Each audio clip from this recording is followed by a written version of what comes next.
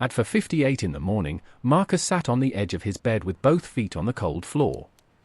The apartment was dark except for the small blue light of his alarm clock.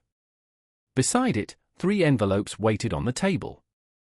One from the landlord. One from the electric company.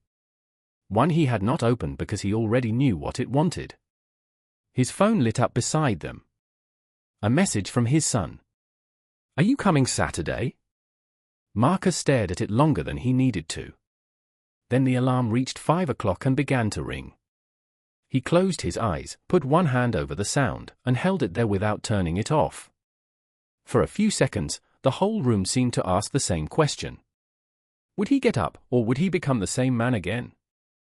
Marcus worked nights cleaning an office tower downtown. The building had 32 floors, 6 elevators, and a lobby where polished shoes crossed marble before sunrise. Every night, he emptied trash bins under desks that cost more than his rent. He wiped fingerprints from glass walls after meetings he was never invited to attend. Most people did not ignore him with cruelty. They ignored him with practice. A woman in a grey coat once stepped around his mop bucket without looking down. 2 young men in suits laughed near the elevators while Marcus bent to collect a coffee cup they had missed by inches. His name was printed on a plastic badge, but almost nobody used it. By the time he reached home, the city was beginning to wake. Buses sighed at corners. Bakeries opened metal shutters. People with clean shirts and warm drinks moved toward their mornings while Marcus climbed 3 flights to an apartment that smelled faintly of detergent and old heat. Inside, the refrigerator held half a carton of eggs, a bottle of water, and 2 slices of bread folded in plastic. On the wall near the kitchen was a child's drawing, taped crookedly, a square house, a yellow sun, and 2 stick figures holding hands. His son, Caleb, had drawn it 2 years earlier. Back then, Marcus had promised a lot of things. A better apartment. More visits. New shoes before school started. A weekend trip when money got right. Every promise had sounded possible when he made it. Every broken one had left less room for the next. So when Caleb asked if he was coming Saturday, Marcus typed, "I'll try." Then he deleted it. He typed, "Yes." Then he put the phone face down. The next morning, Marcus woke at 5 o'clock again. Not because he felt strong. Not because he had discovered some hidden energy. He woke because the landlord's envelope had given him 30 days, and the supervisor at the office tower had mentioned an opening for a junior maintenance assistant. The position paid more. Not much more, but enough to matter.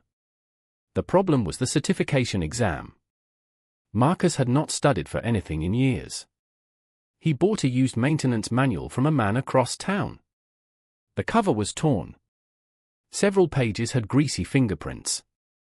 At 5:07, he opened it at the kitchen table and read the first paragraph 3 times before understanding it. Pipes. Valves. Electrical panels. Pressure systems. His eyes burned. His back ached from the night shift. The words blurred whenever he blinked too slowly. But he kept a notebook beside him and copied each term by hand, like a man building a ladder out of paper. For the first week, the routine looked nothing like discipline from the outside. It looked like a tired man falling asleep over diagrams. It looked like burnt toast, cheap coffee, and a pencil rolling off the table because his hand had gone loose. It looked like Marcus washing his face in cold water and whispering, again, to nobody. On Thursday night, the cost arrived. He had slept too little. At work, he forgot to lock a storage closet on the 17th floor. A manager found it open before morning and reported it. Marcus's supervisor called him into a small room near the loading dock. "You've been dragging," she said. Marcus stood with his hands folded in front of him. "I'm handling it," he said. She looked at him carefully. "Effort doesn't help me if the job slips." He nodded because there was nothing else to do.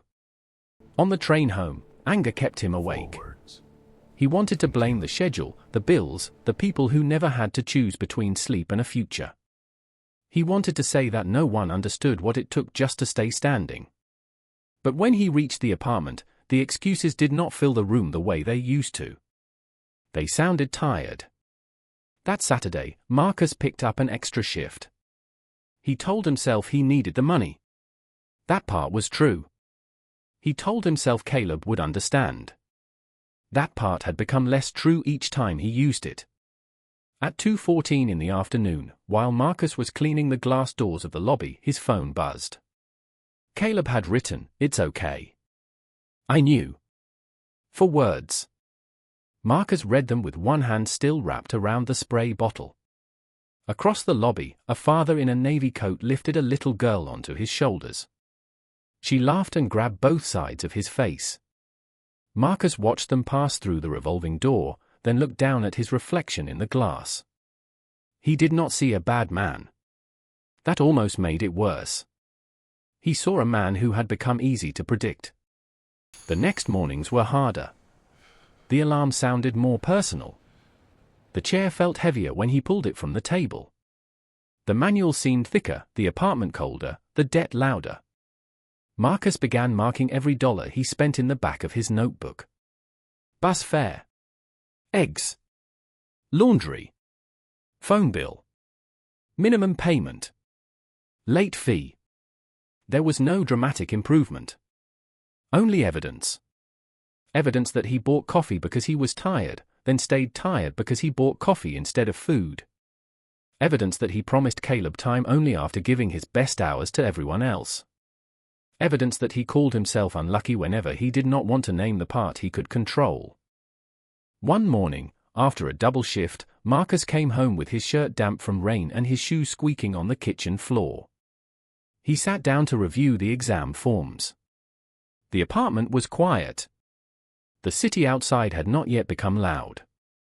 He poured coffee into a chipped mug, opened the manual, and lowered his head for what he thought would be 1 second. When he woke, grey light had filled the window. The coffee had spilled across the table. Brown liquid soaked through the exam forms, the notes, the payment receipt, the pages he had copied by hand. Ink ran into the grooves of the wood. The alarm clock was still blinking beside him, as if it had been watching the whole failure happen. Marcus stood so fast the chair scraped backward. He grabbed the clock. His arm pulled behind his shoulder, ready to throw it against the wall. Then he stopped. Not because he felt calm. His jaw was locked. His eyes were wet. His breathing came through his nose like he was trying to hold in something larger than anger. The child's drawing on the wall had curled at one corner. Marcus looked at the 2 stick figures standing beside the square house. One was taller. One was smaller. Both were smiling because Caleb had drawn them that way, before he had learned to expect less. Marcus lowered the clock. He set it back on the table.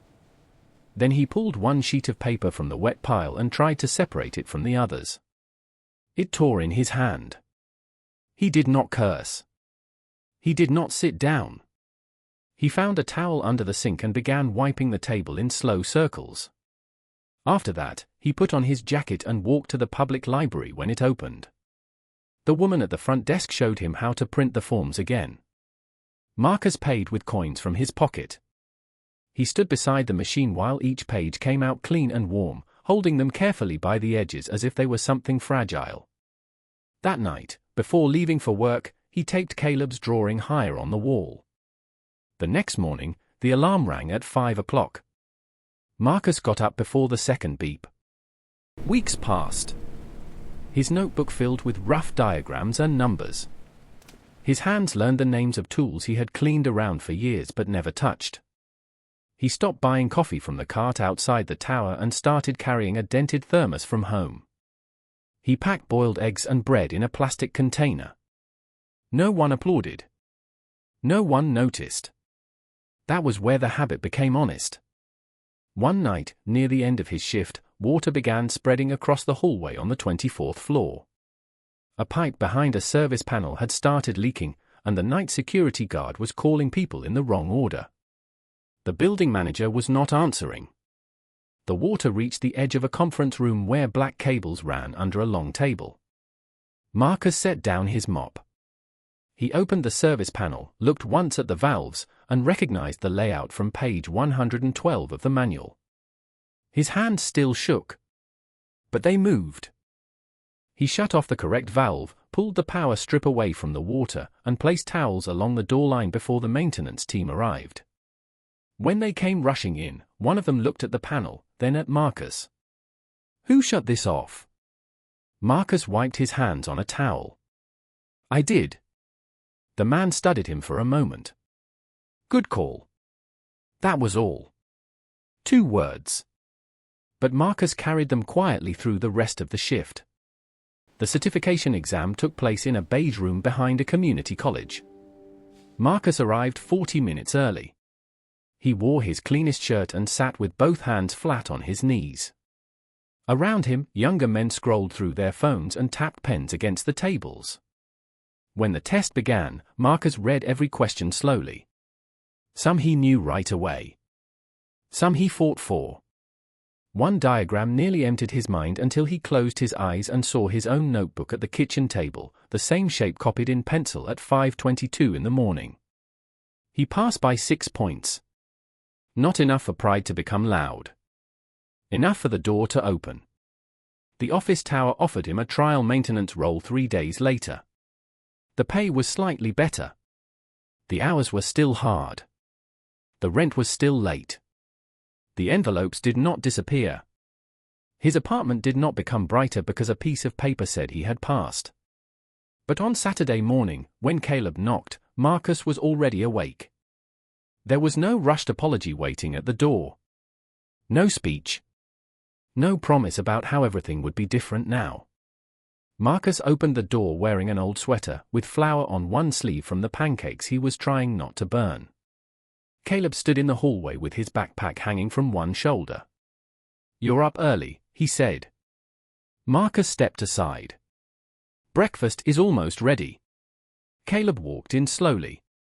He looked at the table, the 2 plates, the folded napkins, the framed exam certificate leaning against the wall because Marcus had not found a nail yet. Then his eyes moved to the drawing near the fridge, now taped straight. He did not say anything about it. He only put his backpack down. Marcus turned back to the stove before his face could reveal too much. Weeks later, the city was still asleep when Marcus woke again. The alarm clock read for 59. This time, his hand reached out before the sound came. He turned it off gently and sat up in the dark. The room was the same size. The floor was still cold. The bills were not gone. But the morning no longer felt like an enemy. Marcus stood, washed his face, and took Caleb's drawing from the wall. He slid it into a cheap black frame he had bought after work and placed it on the kitchen shelf where he could see it from the table. Outside, the first blue light gathered between the buildings. Marcus picked up his thermos, his manual, and his keys. Then he stepped into the hallway before the city had opened its eyes. And for once, the morning did not feel like something he had to survive.